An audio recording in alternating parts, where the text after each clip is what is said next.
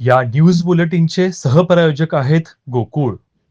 कोल्हापूर शहर व जिल्ह्यातील शालेय पोषण आहार योजनेतील कथित गैरव्यवहाराची चौकशी करून संबंधितांवर तात्काळ कारवाई करावी या मागणीसाठी कोल्हापूर शहर व जिल्हा नागरिक कृती समितीच्या वतीने शिक्षण उपसंचालक कार्यालयासमोर अनोख्या पद्धतीने आंदोलन करण्यात आले. कार्यालयाच्या मुख्य प्रवेशद्वारात टेबल मांडून प्रतिकात्मक स्वरूपात भ्रष्ट अधिकाऱ्याला चिकन, बकऱ्याची मुंडी व पैसे देत निषेध नोंदवण्यात आला. राज्याचे शिक्षण संचालक शरद गोसावी यांनी 2 जुलै 2025 रोजी पोषण आहार योजनेतील गैरव्यवहाराची चौकशी करण्याचे आदेश दिले होते.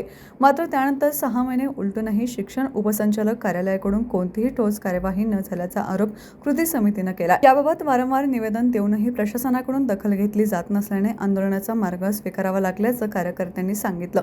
आंदोलनादरम्यान भ्रष्ट अधिकाऱ्यांना पाठीशी घालण्याचा प्रयत्न सुरू आहेत का, असा सवाल उपस्थित करत तात्काळ चौकशी करून अहवाल सादर करण्याची मागणी करण्यात आली. मागणीचे निवेदन शिक्षण उपसंचालक प्रभावती कोळेकर यांना देण्यात आलंय. 2 दिवसात चौकशी करून अहवाल जाहीर न केल्यास उग्र आंदोलन छेडले जाईल असा इशाराही यावेळी देण्यात आला.